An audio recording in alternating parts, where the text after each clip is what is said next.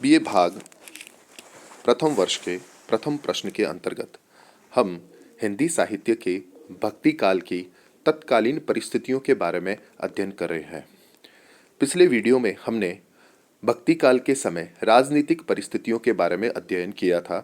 अब हम अन्य परिस्थितियों के बारे में बात करेंगे, जिसमें सर्व प्रमुख सामाजिक परिस्थितियां हैं। 14वीं-15वीं शताब्दियों में हिंदू मुसलमानों में जीवन की प्रत्येक क्षेत्र में आदान प्रदान हुआ। हिंदुओं में जात पात और शादी ब्याह के कड़े बंधन हुए। एक ही परिवार व्यक्ति कुछ हिंदू रह जाते और कुछ मुसलमान हो जाते। उस समय तक हिंदू मुसलमानों के परस्पर विवाहों के उदाहरण मिल जाते हैं। कश्मीर के सुल्तान शाहमीर की लड़कियों का विवाह हिंदू सामंतों के साथ हुआ था और उनके लड़के अल्लेश्वर का विवाह हिंदू सेनापति की लड़की से हुआ था। लड़की पति का धर्म स्वीकार कर लेती थी। जाति पाति के बंधन में अवश्य दिन प्रतिदिन कठोर होते जा रहे थे, किंतु इनके प्रति आवाज भी उठती रही। रामानंद और उसके शिष्य कबीर खुलकर इसका विरोध कर रहे थे। खान पान के बंधन में इतने शायद कड़े नहीं थे। जौनराज की राज तरंगिणी में लिखा है कि शाहबुद्दीन और उसके मंत्री उदय भी राजशेखर ने एक चषक में मदिरा पान किया था। 14वीं शताब्दी तक खान पान के बंधन इतने कड़े नहीं थे, पर पीछे छुआछूत और खान पान के बंधन अधिक कड़े हो गए। शेरशाह ने जमींदारी की प्रथा को उठा दिया था, किंतु मुगलों ने इस प्रथा को फिर जारी किया। मुगल दरबार के जागीरदार तथा मनसबदार बड़े समृद्ध थे। बादशाह और जागीरदारों का जीवन भोग विलास तथा ऐश्वर्यपूर्ण था। बादशाह को प्रजा के सुख दुख का ध्यान भी था। 1630 से 31 में जब गुजरात, खानदेश और दक्षिण में अकाल पड़ा, तो शारजाह ने उन प्रांतों के लगान में छूट दे दी थी और अनाज मुफ्त बंटवाया। बहुतेरे हिंदू विविध कारणों से स्वेच्छा से मुसलमान भी बने होंगे। सभी मुसलमान बादशाह और सामंत इस्लाम तो तलवार के बल पर फैलाने के पक्ष में नहीं थे। फिरोज तुगलक, सिकंदर, बुत किशन, अहमद शाह गुजराती, महमूद बगेड़ा और सिकंदर लोदी जैसे धर्मांधों के साथ ही जैनुलाबुद्दीन, हुसैन शाह बंगाली और शेरशाह जैसे उदारचरित शासक भी थे।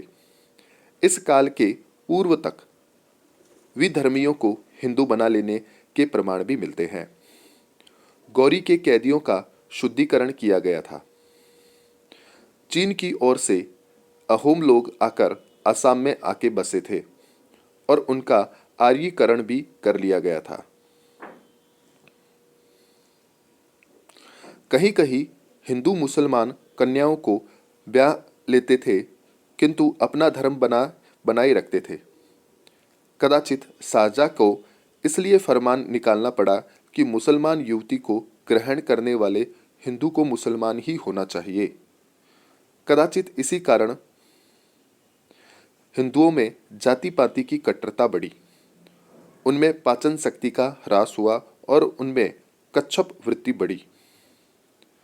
विलासी मुस्लिम अधिकारियों की सस्ती रसिकता से रक्षा पाने के लिए हिंदू समाज में पर्दे और बाल विवाह का प्रचलन हुआ। जहां हिंदुओं में ऊंच नीच का भेद आया, वहां मुसलमानों में शिया सुन्नी की असमानता ने रंग दिखाया। कुछ मुस्लिम शासकों ने रूप लिप्सा और काम पिपासा भी कम नहीं थी। अलाउद्दीन इसका प्रत्यक्ष उदाहरण है। उस युग में हिंदुओं की आर्थिक विपन्नता का चित्र खींचते हुए तारीखे फिरोज शाही के लेखक बर्नियर ने लिखा है, उन हिंदुओं के पास धन संचित करने के लिए कोई साधन रह गए थे और उनमें से अधिकांश को निर्धनता, अभावों तथा आजीविका के लिए निरंतर संघर्ष में जीवन बिताना पड़ता था। प्रजा के रहन सहन का स्तर बहुत निम्न कोटि का था। करों का सारा भार उन्हीं पर था राज्य पद उनकी अप्राप्त थी। अलाउद्दीन ने दोआब के हिंदुओं से उपज का 50% भाग कर के रूप में बड़ी कठोरता से उगाहा था। जब हिंदुओं और मुसलमानों में शासित और शासन का भेद खत्म था, तब धीरे धीरे वे एक दूसरे के प्रति और उदार होने लगे थे। तत्कालीन वास्तु और चित्रकला तथा धर्म के काव्य क्षेत्र भी उनके आदान प्रदान होने लगे थे। मुसलमानों इमारतों और राजपूत तथा मुगल शैली के चित्रों को देखने से मुसलमान और हिंदुओं के घुल मिल जाने के नवीन कला शैली का प्रादुर्भाव भी हुआ था। तो ये सामाजिक परिस्थितियों के बारे में वर्णन था। फिर हम बात करते हैं धार्मिक परिस्थितियां। धार्मिक परिस्थितियां उस समय की भारतीय धार्मिक परिस्थितियां को दो भागों में विभक्त किया जा सकता है: बौद्ध धर्म की विकृत परिस्थिति और वैष्णव धर्म की परंपरागत परिस्थिति। इसके अतिरिक्त एक तीसरी विदेशी धार्मिक परिस्थिति ने भी भारत में स्थान बनाया था, जिसे हम सूफी धर्म कहते हैं। महात्मा बुद्ध के महानिर्वाण के पश्चात बौद्ध धर्म दो संप्रदायों में विभक्त हुआ: हीनयान और महायान। हीनयान में सिद्धांत पक्ष की दार्शनिक जटिलता थी, अतः कम लोगों की आस्था उस पर टिकी थी। महायान में सिद्धांत के स्थान पर व्यवहार पक्ष की प्रधानता थी। उसमें आचार संबंधी पवित्रता को ही निर्वाण का साधन माना गया था और उसमें सभी वर्गों के लोगों को सम्मानित होने की आज्ञा मिली।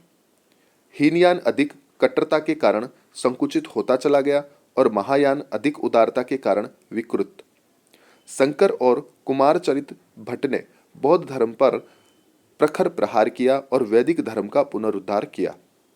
सुसंस्कृत जनता शंकर धर्म के उपदेशों से आकृष्ट हुई। महायान संप्रदाय ने जनता के असंस्कृत वर्ग को जंत्र तंत्र, अभिचार या चमत्कारबाजी से वशीभूत किया रखा और इसी कारण उसका नाम कालांतर में मंत्रयान पड़ा। इसके साथ वाम मार्ग भी चल रहा था, जिसमें स्त्रियों को वश में करने के लिए नाना प्रकार के जंत्र मंत्र, अभिचार आदि का प्रयोग किया जाना था। मंत्रयान में वाम मार्ग की मध्य, मास, मथुन मुद्रा आदि अनेक मुद्राओं को अपना लिया। उसके महासुखवाद के स्थान पर मुद्रा साधनों ने ले लिया। इसके लिए युगनद्य जैसे ग्रहित उपाचारों का प्रयोग किया गया था। नारी के प्रति वासनात्मक संबंध को साधना का आवश्यक अंग समझ लिया गया। मंत्रयान से वज्रयान निकला और उसमें 84 सिद्ध दीक्षित हुए। सिद्धों का एक बड़ा परिष्कृत रूप समझना चाहिए। सिद्धों और नाथों के मुख्य सिद्धांत थे: कर्मकांड कुछ नहीं, वर्ण व्यवस्था आवश्यक है। मोक्ष के लिए गुरु की परम आवश्यकता है। ईश्वर एक घटघट व्यापी है। धर्म की इस दिशा को लक्ष्य करके कदाचित तुलसीदास ने कहा, गोरख जगाई जोग भक्ति लायो। तो उस प्रकार धार्मिक परिस्थितियों का एक खंड हम इस वीडियो में प्रस्तुत कर रहे हैं। अगले वाले खंड में भी हम धार्मिक परिस्थितियों के बारे में वर्णन करेंगे।